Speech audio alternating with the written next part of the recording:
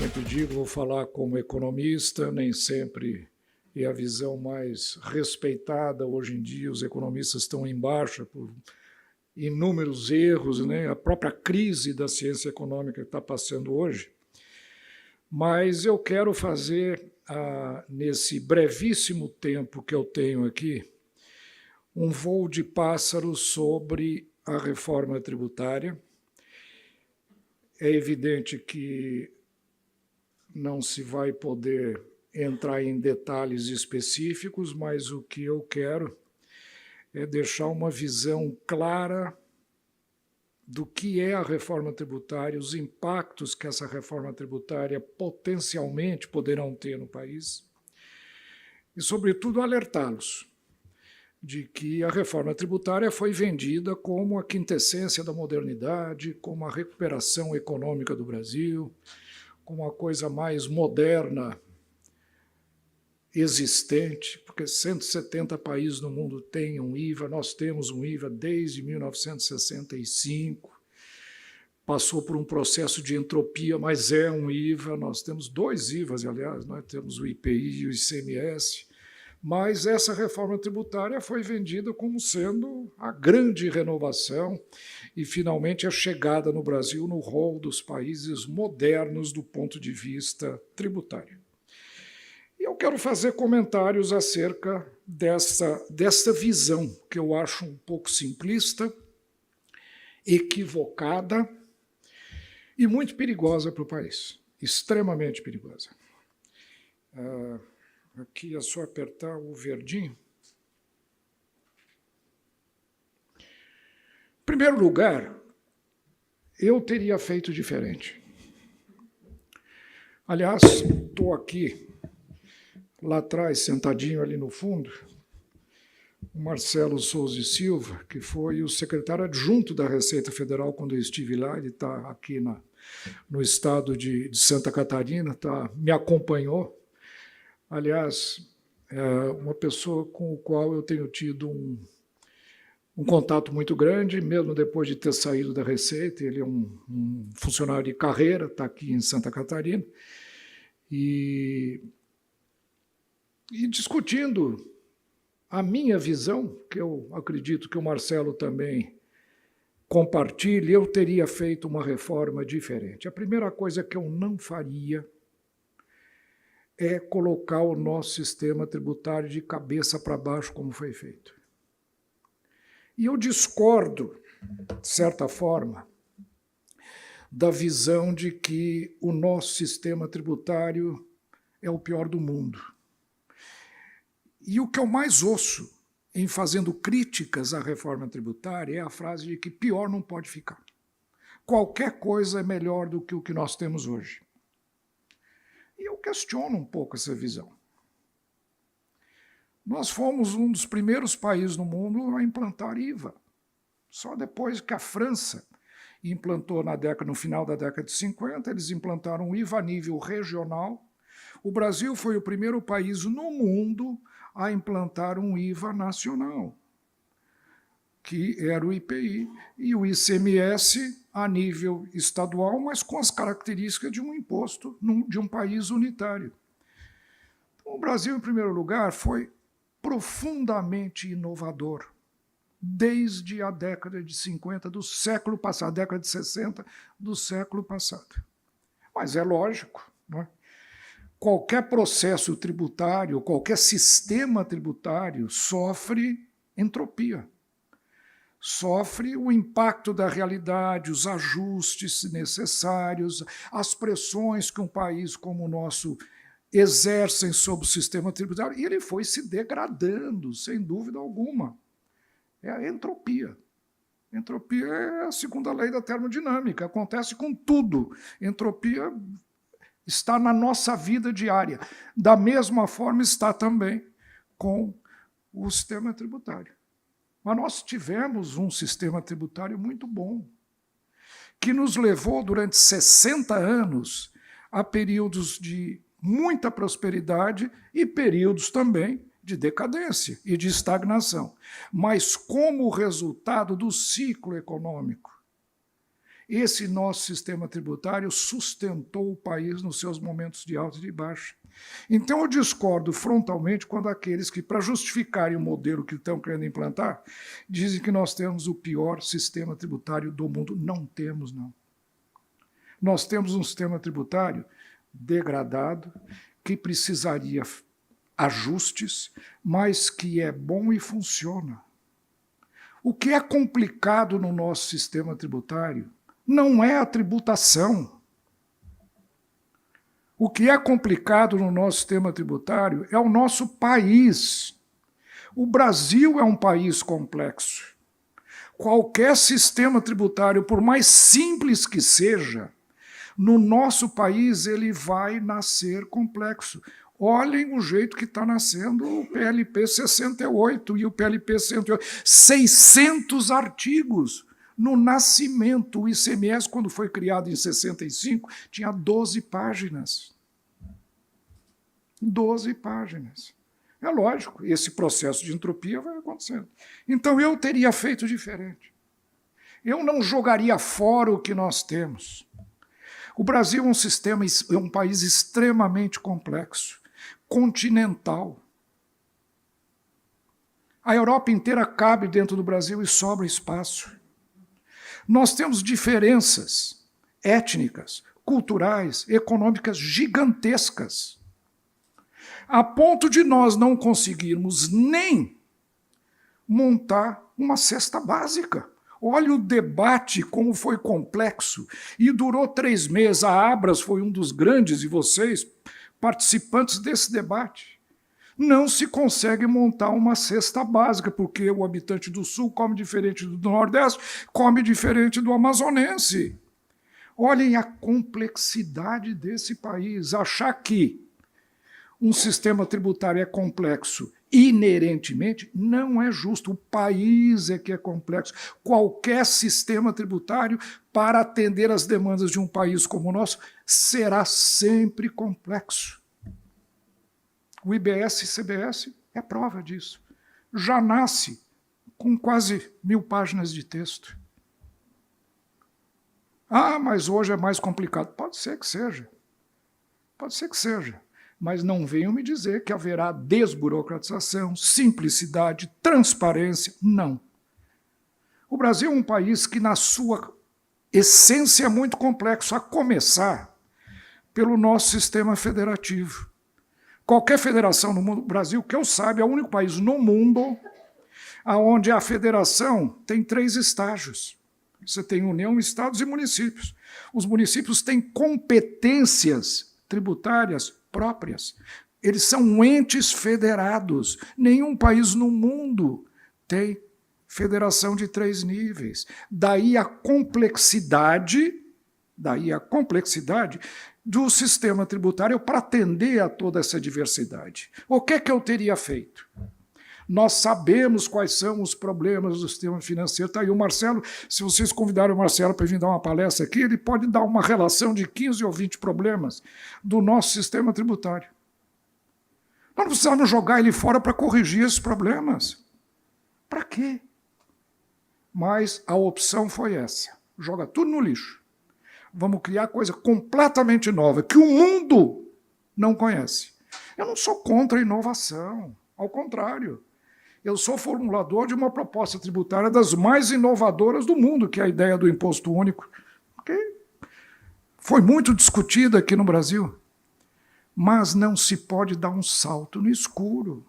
Mergulhar num modelo desconhecido como esse, sem estudos, sem transparência, sem discussão com a sociedade, projetos sendo aprovados de afogadilho na Câmara dos Deputados, da noite para o dia. Todos nós vimos isso na televisão.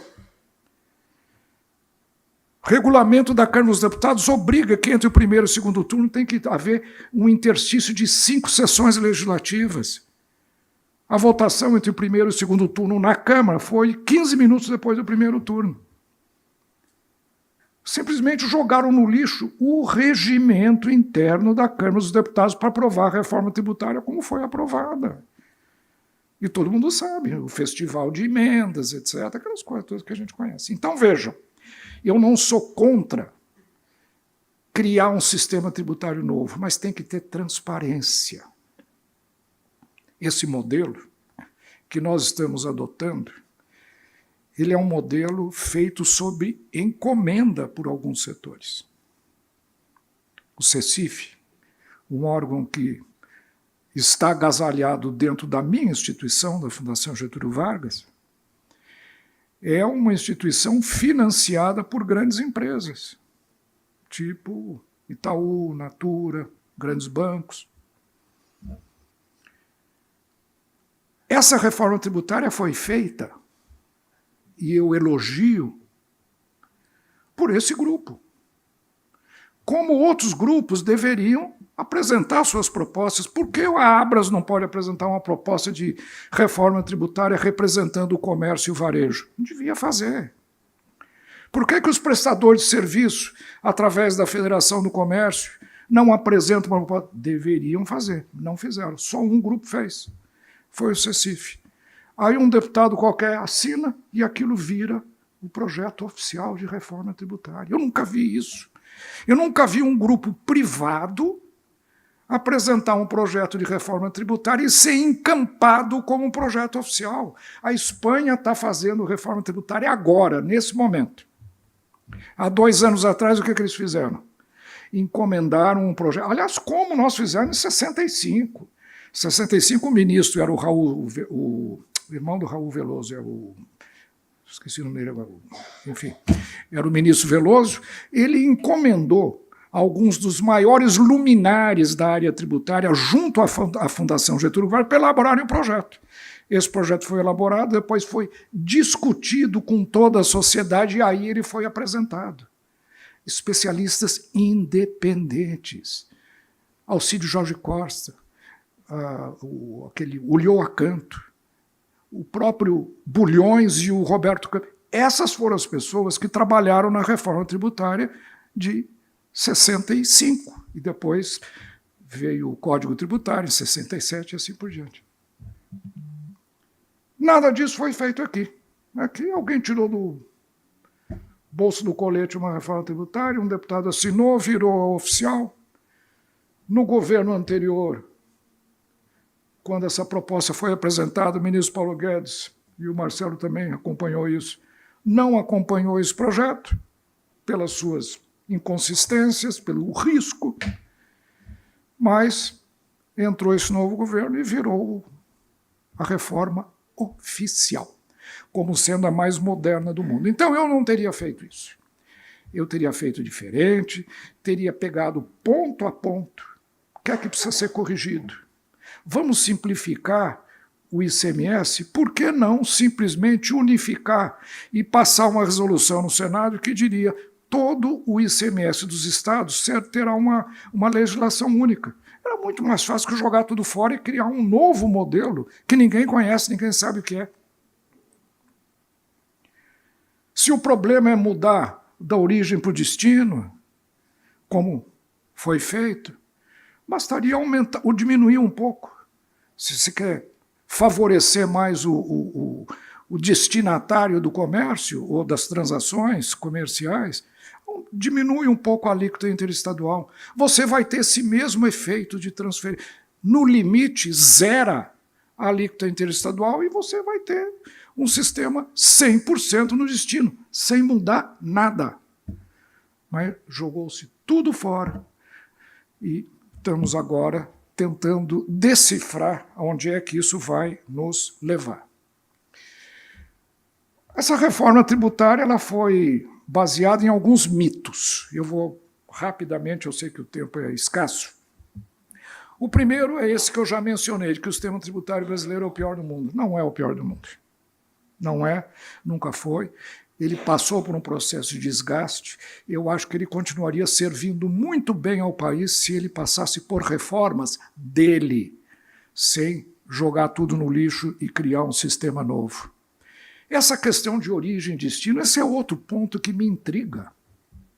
É curioso, é uma mudança importante. Vocês viram algum debate público sobre se o destino é melhor que a origem ou não? Eu não me lembro, discutiu muito cesta básica, discutiu muito alíquota, discutiu um monte de coisa. Ninguém questionou se sair do princípio de origem e ir para o destino é bom. A única justificativa que eu conheço é de que ela reduziria a guerra fiscal, o que é verdade. Agora, a guerra fiscal não precisaria esta mudança para ela ser combatida.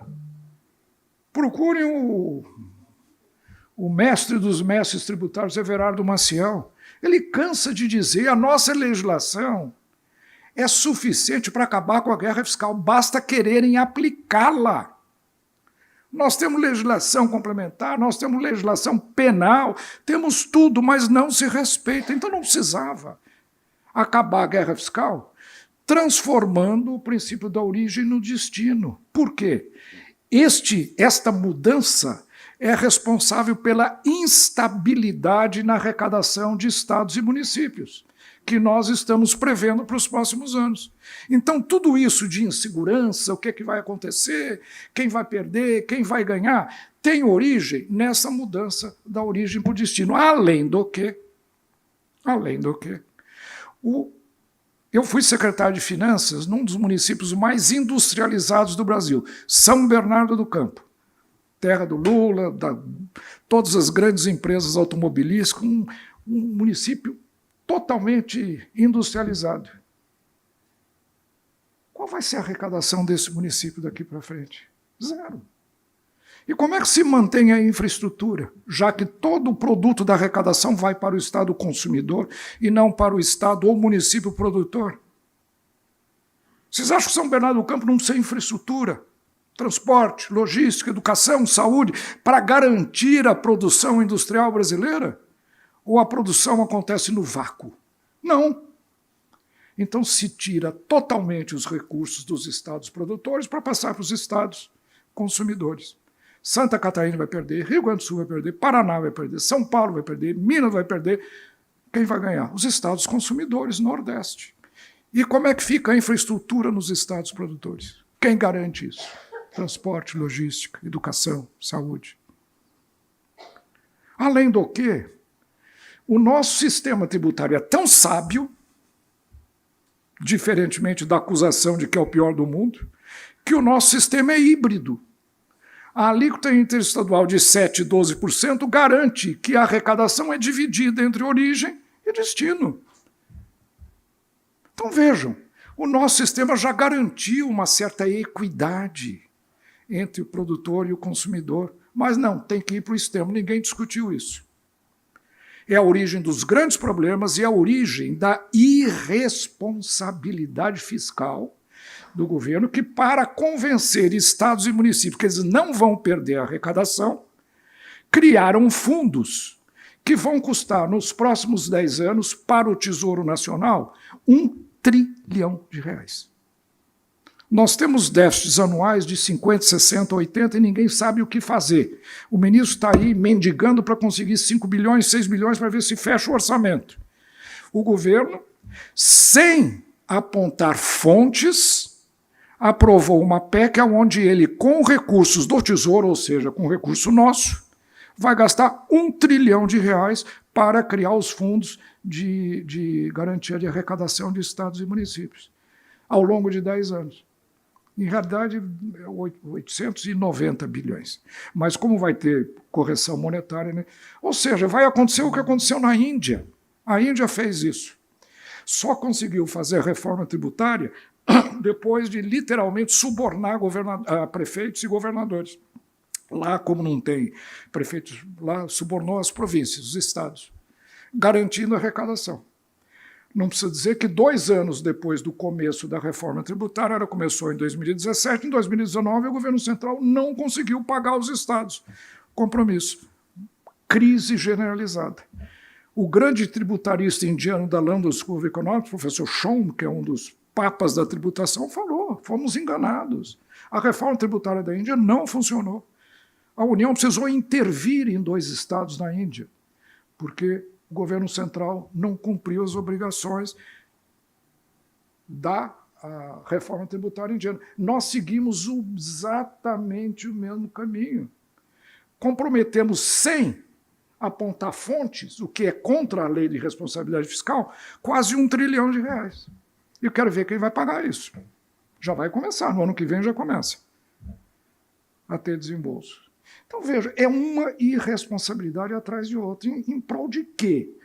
Um objetivo político só pode ser, porque não precisava tudo isso. Não precisava tudo isso. Não cumulatividade plena, esse é um outro mito. A cumulatividade não é um mal em si, não é um mal imperativo. Ela precisa ser avaliada, todo imposto gera uma certa cumulatividade.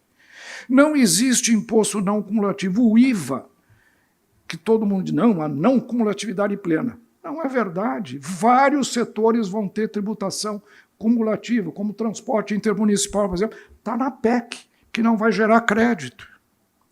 Outra coisa, quando um exportador tem um prazo de até 180 dias, dependendo do caso, para receber o seu crédito acumulado, com alíquota de 30%, calcule o efeito cumulativo que isso vai ter, de resíduo tributário que a não cumulatividade pretende eliminar. Então não é verdade que exista qualquer sistema tributário onde a não cumulatividade plena seja verdadeira. Sempre ela existe. Eu não sei em exercícios acadêmicos, na sala de aula, onde você mostra como funciona um IVA perfeito, tudo bem. Agora, na prática não existe. De novo, está aí o Marcelo, eu vou apelar de novo para ele ver que eu não minto. Qual secretário de Receita Federal, se dependesse dele, assina devoluções de tributos ou libera recursos de bilhões sem antes se precaver, fazer uma auditoria, saber se elegir? Setor público é diferente do setor privado. Um agente público não assina e não pode gastar dinheiro sem absoluta justificativa da legitimidade desse desembolso. Isso implica tempo. E a coisa mais fácil é você estar no setor público e sair com 30 ações nas costas, depois que larga o cargo. Ninguém quer correr esse risco. Então é da natureza da administração pública que haja uma certa morosidade entre o que tem que ser pago e o efetivo pagamento. Porque a responsabilidade é pessoal, é no CPF do agente público. Isso é um risco inerente à atividade pública. E isso implica, evidentemente, essa defasagem que gera cumulatividade. Então, cumulatividade plena é um mito. É um mito, a não cumulatividade plena. Outra coisa, essa reforma tributária, e nós sabemos que o setor de serviços, principalmente, e eu vou mostrar depois para vocês alguns dados, vai ser fortemente prejudicado, vai ter um aumento gigantesco de carga tributária, o setor de serviço, prestador de serviço. Por quê?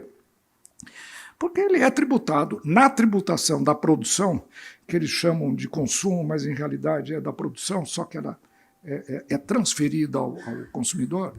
Na tributação da produção, de fato, os serviços pagam o quê? ISS. E o PIS/COFINS, em grande parte, cumulativo, que é 3,65, 4, enfim. Tem algumas desonerações que têm critérios diferentes. Então, na tributação da produção, de fato, os serviços pagam menos imposto que a indústria. Em compensação, os serviços têm uma barbaridade a mais na tributação sobre folha de salários. De tal forma que não é correto dizer que serviços e águas são privilegiados e pagam pouco imposto. Esse tem sido o discurso oficial.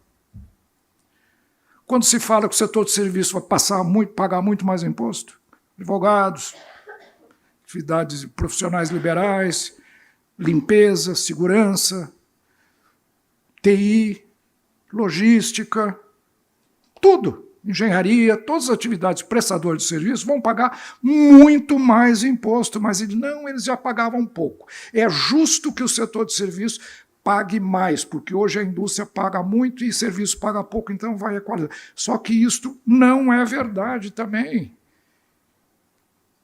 Aqui, esse é um trabalho que eu fiz, onde eu computei não a carga tributária da produção, mas a carga tributária global, um trabalho que eu fiz em cima de DARFs, em cima de tributação efetiva, publicada na revista Conjuntura Econômica até hoje, no ano passado. Até hoje ninguém contestou. Mas passa como se não existisse. E o que ele mostra? O setor de serviços tem uma carga tributária global de 15,70% sobre a receita bruta, ao passo que a indústria tem de 14,70%. Então, não é verdade simplesmente que serviço não paga imposto. E que, portanto, é justo essa reforma tributária penalizar o setor de serviços. Quais são os impactos esperados da Emenda Constitucional 132? Em primeiro lugar, a agressão ao Pacto Federativo, isso está sendo muito discutido. O único governador que tem se manifestado agressivamente contra esta perda de autonomia federativa, o governador de Goiás. Os outros governadores meio que entraram na onda, acreditando na compensação dos fundos de compensação.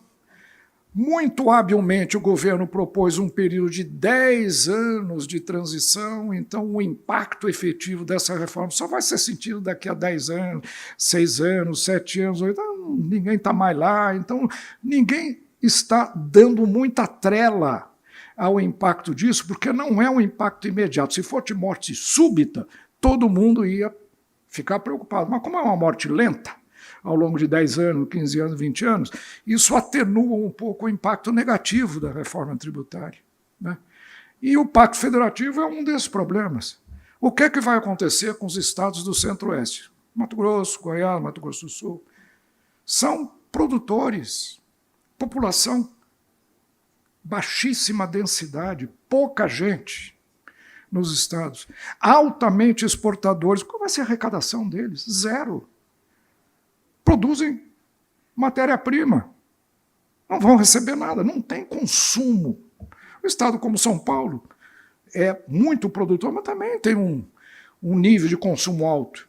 A perda pode ser menor, mas você pega os estados do Centro-Oeste que estão garantindo a economia brasileira através da produção rural.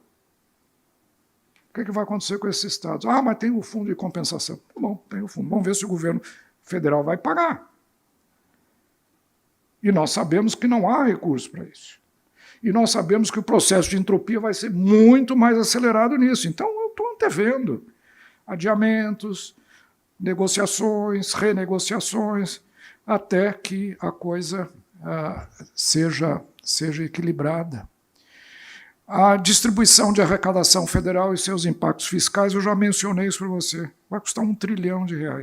Essa é uma irresponsabilidade. Desequilíbrio setorial de carga tributária também. Serviço vai ter uma carga tributária muito alta, eu vou mostrar para vocês agora. Dispersão de preço de mercado, vocês que são varejistas. Cada município pode ter uma alíquota e cada estado pode ter outra alíquota. Para comprar uma peça de roupa ou um automóvel, o outro município ali pode ser mais barato. Teoricamente, cada produto no Brasil pode ter, no limite, 5.000 preços. Na hora de comprar um caminhão ou um automóvel, de repente é melhor eu ir comprar lá no Mato Grosso, despachar o carro para cá, porque a alíquota daquele estado é mais baixa do que... Isso é neutralidade e eficiência? Um mesmo produto ter N preços de mercado? Ou o valor heurístico da competição perfeita é que você tenha um preço de mercado que sinalize tanto a produtores como a consumidores o que é que o mercado está praticando. Nós vamos ter N preços. Cada produto pode ter preços completamente diferentes dependendo das alíquotas que cada estado ou cada município, inclusive, pode ter. Então, por exemplo, no caso de varejista, às vezes um município aqui aqui na cidade de Não, eu sei, mas aqui nós estamos em Florianópolis, não, mas aqui não é outro município? Ainda é Florianópolis. Mas pega um vizinho aqui. Hã? De repente o supermercado aqui, que está próximo do limite, não vai vender nada, o outro vai vender o que bem entender. Porque o município lá reduziu o ICMS. Aí eu vou comprar lá, ou vou começar a ter endereço fajuto. Gente, as coisas não são como a teoria mostra. Nós não podemos nos basear em projetos cerebrinos. Nós temos que nos basear em projetos concretos. O Arthur Burns, um presidente do Federal Reserve americano, ele tem uma frase muito conhecida que ele diz o seguinte: na atividade pública, se você tem dúvida, não faça. Se você tem dúvida, não faça. Atividade privada, você quer correr o risco, corre. Na atividade pública, não faça. Estude mais, analise mais, só faça quando você tem certeza, porque você não está lidando com o seu interesse, está lidando com o interesse de um país inteiro. E nós estamos adentrando numa verdadeira aventura nessa reforma tributária. O simples é alto. Estava comentando com o Marcos aqui, o setor supermercadista praticamente não tem empresa de simples. Mas o simples, eu vou dizer uma coisa para vocês, ele vai morrer de morte morrida, não de morte matada. O API já tem dito há bastante tempo que ele é contra o simples, que ele é contra os regimes especiais, porque os limites são muito altos, que isso distorce a economia. A equipe do Ministério da Fazenda é contra o simples, a não ser em valores muito baixos. O que é que eles fizeram? Criaram um sistema aonde primeiro criaram o nanoempreendedorismo. Aí sim, eles acham que é justo você criar incentivo para o nanoempresário, aquele muito pequenininho mesmo. Agora, eles acham que o simples está sendo banalizado, está sendo usado para distribuir muito dividendo, e é verdade, pode ser que algum problema desse... Então, vamos atacar esse problema, não vamos destruir o simples por causa disso. Vamos atacar o problema. Mas o que está acontecendo? O simples vai desaparecer, porque o simples não gera crédito, a não ser no limite da alíquota deles, que é muito pequenininha. E com uma alíquota de um imposto de 30%, imagine o impacto que isso vai ter quando um comprador fala: não, eu vou comprar de uma outra empresa que dê crédito para mim, de um tributo de 30%. Ou ele morre, ou ele vai criar uma outra, uma empresa espelho só para atender a clientela sendo contribuinte do IBS-CBS. Isso é eficiência? Isso é neutralidade? Como o governo já não gosta do simples, é o que eu estou falando, parece que tudo foi articulado para que o fornecedor do simples ou ele migre para o IBS ou ele fecha a empresa. E ele não vai virar formal necessariamente, muitos vão ficar informais quando saem do simples. A hipótese de que o simples é um gasto fiscal não é verdadeiro, porque uma boa parte do simples, a opção não seria a atividade formal sendo tributada pela média, pela alíquota efetiva de outros setores, mas sim migrarem ou voltarem para a informalidade. É o que pode acontecer. Então eu digo, este projeto ele foi feito para destruir o simples. E vai destruir o simples. Como eu disse, o simples vai morrer, não de morte matada, mas de morte morrida. E vai, ao longo do tempo, ele vai morrer. Com esta opção. Eu posso optar pelo IBS, mas a empresa do simples vai virar uma contribuinte do IBS-CBS. É irrealista imaginar isso. Não estão preparados para isso, não tem cultura para isso. São empresas muitas vezes pequenas, despreparadas, sem qualquer condição de se transformar. A mesma coisa no setor agrícola. A agricultura conseguiu aumentar o patamar como é que chama? O teto, né?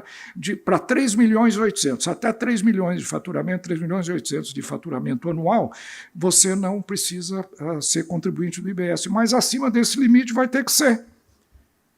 Agora, 3 milhões e 800, gente, qualquer propriedade familiar de 500 hectares gera mais do que isso por ano. Eles são tributados hoje na pessoa física, com livro caixa. Como é que você vai fazer uma agricultura familiar atender todas as exigências, os custos de compliance para serem contribuintes do mesmo jeito que uma grande empresa vai ser contribuinte CBS e IBS. O setor agrícola, que tem um lobby muito forte, conseguiu ter esse patamar, que já protege de alguma maneira, né? Já foi uma das conquistas do setor. Eles são muito organizados. O setor de serviço não conseguiu isso. Enfim, burocracia e custos acessórios e essa transição longa e incerta.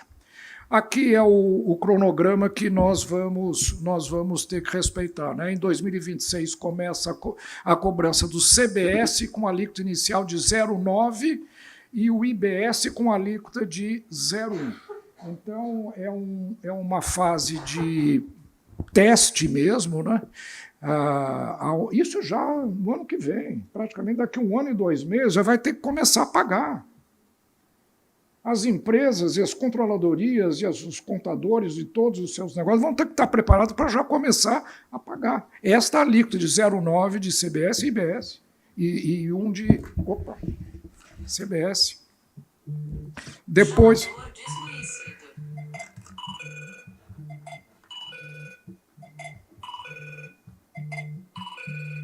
Só desligar isso aqui.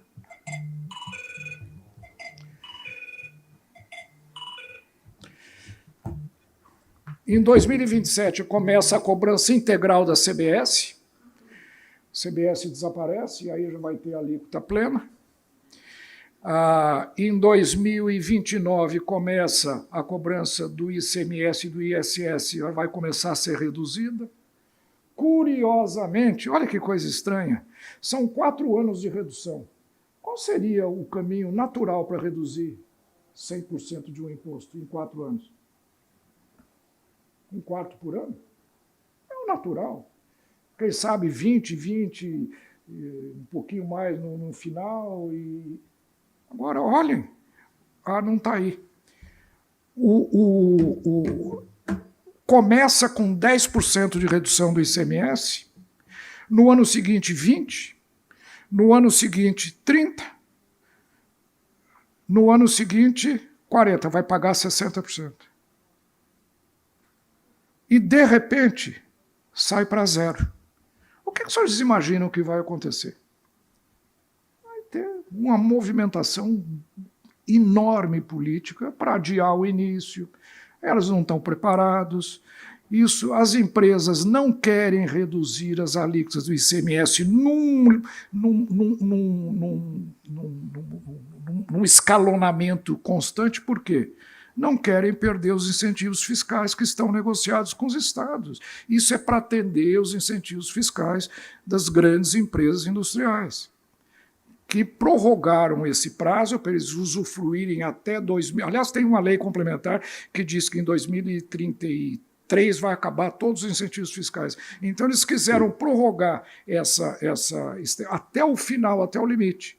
Só que, ao invés de reduzir linearmente, reduziram assim, pouquinho, depois dão uma... Para quê? Para aproveitar ao máximo os incentivos fiscais até o final. É só... Enfim. Aqui eu fiz um pequeno apanhado num modelo que eu tenho, que eu estimo qual é a carga tributária atual, a carga tributária com...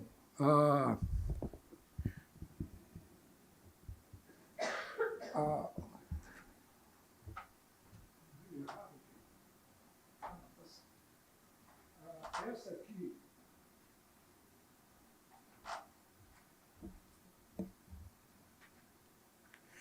A primeira coluna, de acordo com os dados da TRU do IBGE, é a carga tributária atual dos setores da economia sobre receita bruta, tá? Então, contando PIS, COFINS, IPI, ICMS, ISS, mais a contribuição ao INSS, patronal e laboral, nós temos essas cargas tributárias. Então, por exemplo, na indústria de transformação, a carga tributária é de 48,52% sobre o faturamento daquela empresa. Aí, computando todos esses impostos, né? Se tivermos a... Obrigado. Com o PLP 68, esta seria a carga tributária com toda a legislação já prevista no PLP 68. E esse aqui é o impacto que haverá nos preços dos vários setores. Então, vejam, a agropecuária vai ter uma redução de carga tributária, negociaram muito bem, a agricultura é muito estruturada do ponto de vista político, a extração mineral, inclusive, criou um imposto novo, etc., vai ter uma carga tributária aumentada em 13%. Olhem a loucura disso. Aumenta a carga tributária da mineração. A produção brasileira não faz preço de mineração. Quem é que faz preço de minério? É a Bolsa de Chicago, as bolsas internacionais, o mercado internacional. Quando aumentam isso aqui, quem é que vai absorver isso? Eles não vão passar isso para frente. Porque o preço é fixado em Chicago, em Nova York, mas vai aumentar 13% a carga tributária da mineração. Vai prejudicar um dos grandes setores exportadores brasileiros, que é a mineração. Setor de alimentos vai ter uma queda de preço, isso é ótimo para vocês.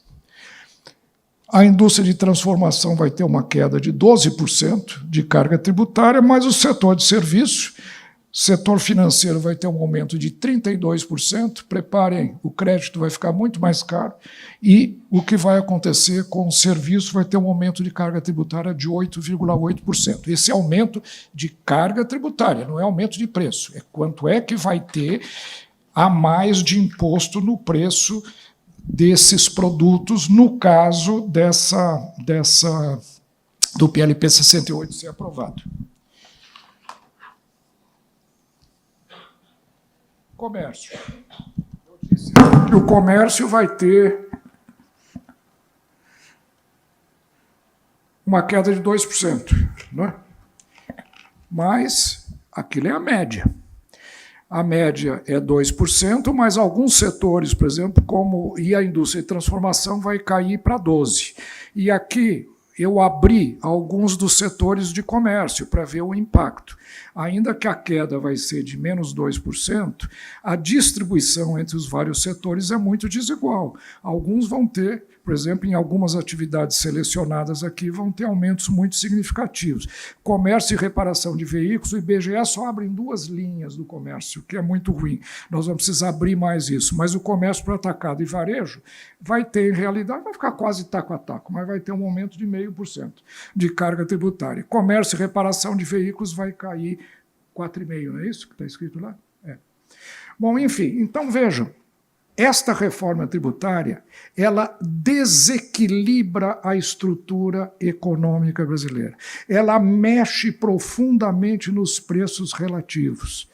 E ela, consequentemente, é radicalmente diferente da PEC 45, que foi o primeiro projeto, quando haveria uma incidência universal para todos os setores com uma alíquota única. Aí, provavelmente, os preços relativos, os preços entre as várias mercadorias, não seriam alterados tão significativamente. Agora, do jeito que o IBS-CBS nasceu, e eu vou mostrar para vocês, ele tem 15 alíquotas. 15 alíquotas. A PEC 45 previa uma alíquota. Acabaram aprovando 15 alíquotas. As alterações no equilíbrio macroeconômico podem ficar seriamente comprometidas, né? Em resumo, eu acho que nós estamos sendo transformados num grande laboratório, né? E tem muita coisa aqui que o mundo não viu, o mundo não conhece. Lembra da frase do Arthur Burns? Se você tem dúvida no setor público, não faça.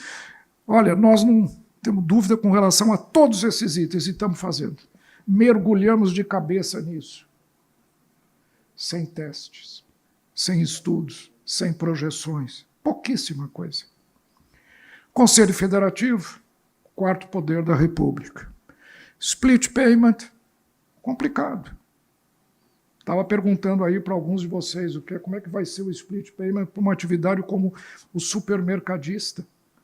Extremamente complexa. Ainda que exista o split simplificado que ninguém sabe como vai ser e como vai funcionar, mas está na legislação que vai ter, para algumas atividades, podem optar pelo split simplificado. O que é isso? Ninguém sabe. Até hoje não está split lá. Ninguém sabe. Não sabem nem a alíquota desse imposto, gente. Nem a alíquota. Existem previsões da alíquota. Cashback, isso é uma loucura. Isso é uma loucura. São 90 milhões de pessoas que vão passar a receber no final do mês, não sei como, um cheque, um cartão, o que é, a partir de identificação das suas compras com o CNPJ, com o CPF de cada um. 90% nem sabe o que é CPF. Aqui no Sul, quem sabe, em São Paulo, vai para o resto do Brasil. Como é que eles vão fazer esta devolução? Aliás, nem é tanta coisa, porque, em realidade, tirando a cesta básica, que é totalmente isenta, e vários outros produtos que têm 60% de isenção, o resto só vai devolver 20% do IBS. 20%. Então não vai ser nenhuma dessas grandes fortunas, mas o trabalho burocrático vai ser gigantesco. Escreva o que eu estou dizendo, vão criar um Ministério do Cashback.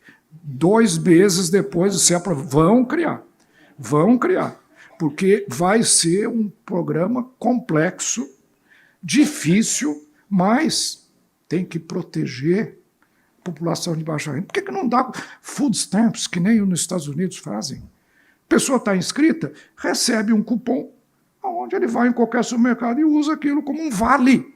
É tão fácil como tem coisa... Mas não, quer fazer cashback para ver se com isso estimula as pessoas a pedirem nota, a darem o seu CPF, reduzir a burocracia. Quer dizer, são coisas que é difícil de entender que um governo avance nessa linha com um país tão complexo como o nosso. IVA em operações de crédito, nenhum lugar no mundo se aplica a IVA para transação financeira. Nenhum lugar no mundo. E eles estão inventando um sistema. Vejam, qual é a filosofia atrás do IVA? O que é o IVA? O IVA é, imagine um trem que vai passando de estação em estação. Ele para numa estação, põe um pouquinho de mercadoria. Vai para a próxima, põe um pouquinho mais de mercadoria. Vai para a próxima, põe um pouquinho mais de valor, mais de mercadoria, agrega até chegar no consumidor final, descarrega tudo lá no consumidor. Qual é o trenzinho do crédito? Queria que alguém me dissesse qual é o trem do crédito. Quando um banco chega e fala, vou te dar R$200 ou R$2.000 de crédito, qual é o valor agregado disso? Qual é a cadeia de produção de crédito? Não existe cadeia de produção em atividade financeira, por isso que no mundo inteiro não se usa IVA. IVA é para produção industrial, que está desaparecendo no mundo inteiro. A linha de produção, fordista, compra, agrega insumo, passa para o outro, passa para o outro. Você pega um iPhone desse aqui, 99% do valor é feito na Apple, não tem cadeia de produção aqui. Cadê a cadeia de produção aqui? Cadeia de produção está desaparecendo e nós estamos implantando um IVA que é tido como um imposto mais moderno. Não é. É um imposto envelhecido. É um imposto que está se tornando paulatinamente menos aplicável e menos funcional nas economias digitais. Nós ainda temos, é verdade, uma economia mais convencional, etc. Então ainda há espaço aqui para o IVA. Mas vamos com calma, gente. Não é essa modernidade toda. IVA em operações imobiliárias, essa é outra coisa, o mundo inteiro também, uma incorporação. Qual é a cadeia de produção da incorporação? Não tem cadeia de produção.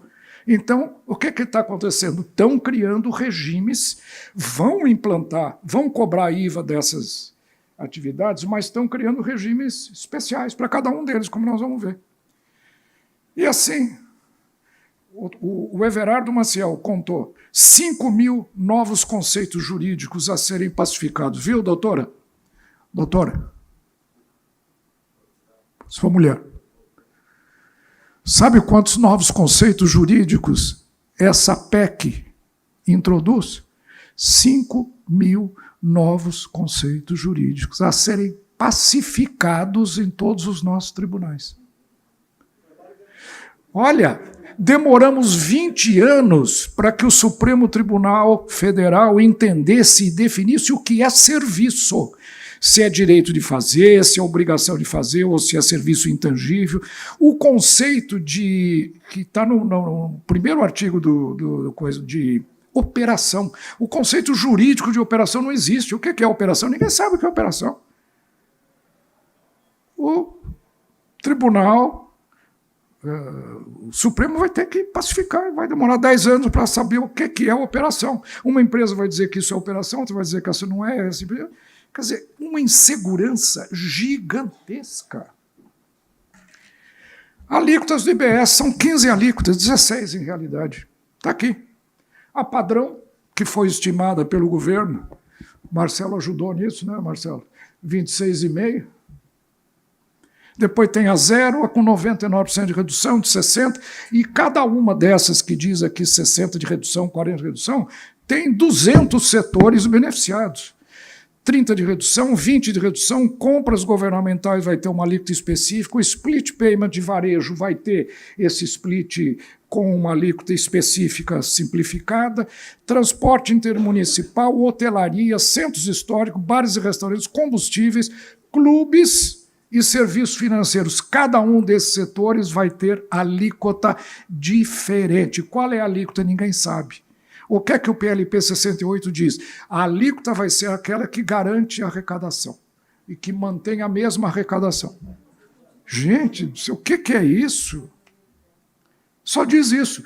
Vai ser fixado uma alíquota que garanta a mesma carga tributária, que nem aumente nem diminui. Quem sabe isso? Eu fui dar uma palestra no TCU outro dia. Eles estão desesperados. Como é que nós vamos calcular essas coisas? Não tem uma menor condição de calcular essas alíquotas que mantêm carga tributária constante. Enfim, são elucubrações assim. Esse aqui é uma nuvem de todos os setores que vão ter alíquotas diferenciadas. Tudo isso. Cada um desses aí é um regime diferenciado, é uma alíquota diferenciada, é um caso diferenciado, é uma base de cálculo diferenciada, é um mecanismo de pagar no split payment diferente. Cada um desses é diferente. Cada um desses. Cadê a simplificação? Cadê a desburocratização? Principais pontos de preocupação para o comércio. Primeiro, o imposto seletivo. Mais uma dúvida, o que será o imposto seletivo? Será, bom, já sabemos, é cigarro e bebida, que é um item importante para vocês. Agora vem bebida açucarada também, vem doce, vem biscoito, vem comidas oleosas, vem sei lá o quê. Qualquer coisa se enquadra em alguma coisa que possa fazer mal à saúde ou ao meio ambiente. Até a água em excesso faz mal para a saúde. Até a água afeta o meu rim se eu bebo água demais. É isso. Nós aprovamos essa legislação de reforma tributária. Tributação no destino, já falei. O que é que vai resultar disso? Endereços alternativos, uma loja está aqui, outra está ali, com preços diferentes, às vezes de uma mesma rede, preços diferentes, tributos diferentes, concorrência. Vai surgir um fenômeno que desapareceu no Brasil, mas que vai voltar, mega lojas e outlets, como tem nos Estados Unidos. Um município que resolve abaixar muito vai ter as grandes mega lojas de outlets, vão todas se concentrar lá, roubando o comércio do varejista, do menor varejista. Elas vão se concentrar porque cada município tem a sua alíquota. Eu sou um município que tem uma população desse tamanho, não vou receber nada, não tenho consumo. Eu falo, eu vou reduzir o meu IBS para zero, se puder. Não pode, tem que estar. Por quê? Vou trazer grandes lojas para cá. Eu posso não ter arrecadação, mas vou ter arrecadação de taxas de serviço e outras que eu posso inventar. Então, vai acabar a guerra fiscal? Como vai acabar a guerra fiscal? Uma grande empresa chinesa quer se instalar no Brasil. Vai querer se instalar em São Paulo. Aí eu pego um município lá do lado de São Paulo com uma população pequena e tem uma alíquota de 30% do IBS-CBS. Bom, CBS não, porque é fixado pelo governo federal, mas eu pego o componente do IBS, reduzo para zero. Uma é do lado da outra, atravessa a rua, está no município, volta para cá, está no outro município, eu vou me instalar lá. Por quê? Eu reduzi o meu IBS para zero. Perdi a arrecadação? Perdi, mas eu não tinha arrecadação nenhuma, minha população era mínima. Em compensação, trouxe uma mega empresa para o meu município. Então, a guerra fiscal vai continuar. A guerra fiscal vai continuar de outra maneira, travestida de outros instrumentos. Isso pode prejudicar o setor difuso comercial como vocês, capital de giro. Esse aqui é outro problema. O split payment vai afetar a capital de giro das micro e das pequenas, das médias, aliás, de todas as empresas, relativamente ao que existe hoje. Vai afetar. As empresas vão ter recolhido seus impostos no ato do pagamento, não terá aquele prazo de recolhimento, o crédito só será feito mediante a comprovação de pagamento do seu fornecedor. Cumprido isso, o que vai acontecer? As empresas vão perder, sim. Vão ter que aumentar a capital de giro. Custo de crédito nem se fala.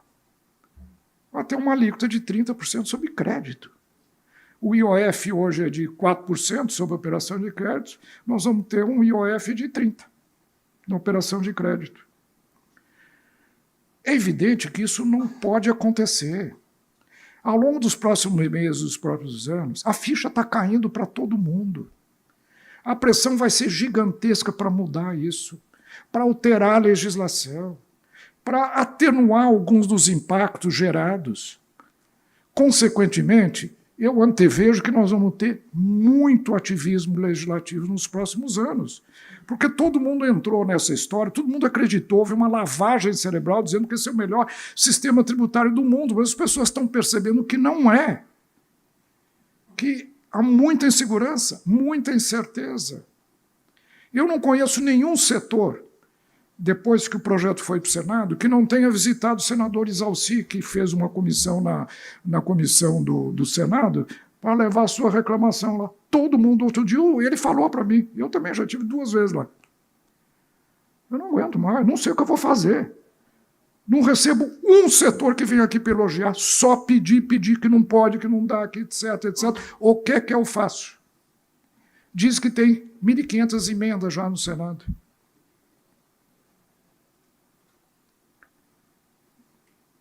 O projeto prevê 2 anos, 25 e 26, para se preparar toda a legislação necessária para o funcionamento do CBS e IBS. 25 acabou. Não aprovamos nada até agora. Nada. A 68 foi aprovada na Câmara, mas engripou no Senado. Não sei se vai ser aprovada esse ano. A 108 está na Câmara, não foi nem votada ainda, nem foi para o Senado. A terceira a PLP, o terceiro PLP, que é o que vai regulamentar os fundos, sequer foi mandado pelo governo para o Congresso Nacional. Então, veja, a metade do prazo já passou para a regulamentação da legislação complementar e ordinária e nada até hoje foi aprovado. Estão jogando o país no caos, na insegurança, na incerteza, ninguém sabe o que vai acontecer, ninguém entende o que está se passando, todo mundo em dúvida, vocês devem estar preocupados também. E o processo de transição? 10 anos. Com os 2 sistemas tributários convivendo, um ao lado do outro. Isso começa em 27, né? Em 27 já começa. Tem que recolher nos 2 sistemas. Já não basta a complexidade atual, você tem um novo. O novo pode até ser simples, mas ele vai exigir toda uma adaptação interna, em termos de contabilidade, em cima de processos empresariais muito complexos para acompanhamento de tudo. As empresas vão ter que se ajustar, vão ter que aprender rapidamente. Segundo, a Abras, aí esse número, o meu amigo Paulo Rabelo de Castro passou para a Abras que haverá um aumento de 38% na carga tributária média do supermercado. Não é o que eu fiz no meu estudo, mas como vocês são membros da Abras, pode ser metodologia diferente, mas eles alegam isso. que vai haver este aumento. É lógico que pode ser que alguma coisa tenha acontecido ao longo desses anos que tenha modificado. Então, vocês vão ter muitas tarefas pela frente. Primeiro, revisão dos processos internos, rápido, precisam entender, precisam procurar assessoria, acompanhamento profissional para vocês entenderem o enrosco no qual vocês estão metidos. Mas vão precisar se ajustar. Vão precisar. A lei já foi aprovada. Inês é morta, já está aprovada. Acabou, não voltamos mais atrás. É isso que nos espera. Tem que treinar equipes e tem que fazer um acompanhamento da legislação complementar, que ainda não foi apresentada, e eu acho que ela vai ser muito mutante ao longo do tempo. Né? Porque logo vai começar a pressão para mudar. Eu não descarto a possibilidade de uma nova PEC ser apresentada por algum grupo de parlamentar que está insatisfeito com isso e que está surgindo todas essas dúvidas, e até daí a importância de órgãos fortíssimos como a Abras, que tem um presidente fantástico, o Galassi, é um homem firme, positivo, para vocês se envolverem nisso. As associações de classe têm que se envolver nesse debate. Ninguém se envolveu no debate da emenda constitucional 132. Ninguém. É como se aquilo tivesse passado em brancas nuvens, a não ser quem pagou por esse processo, que é a CNI. A CNI acompanhou diretamente. Eles é que bancaram esse projeto, eles é que financiaram esse projeto, eles é que têm interesse nesse projeto, vão ter uma redução de carga tributária de 12%, como eu mostrei lá.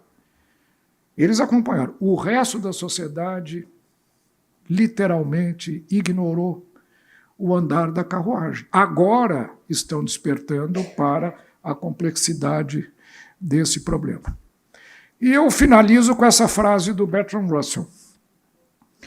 Quando a gente fala com gente do governo, não é você, viu, Marcelo? Você está totalmente fora disso. Eles têm tanta certeza de que tudo vai dar certo, a tecnologia permite, existe, nós estamos fazendo, estamos trabalhando, vamos fazer. Os inteligentes estão cheios de dúvidas. E os idiotas cheios de certezas. É isso, infelizmente, que nós estamos vivendo aqui no Brasil. Então, como falei, foi um voo de pássaro.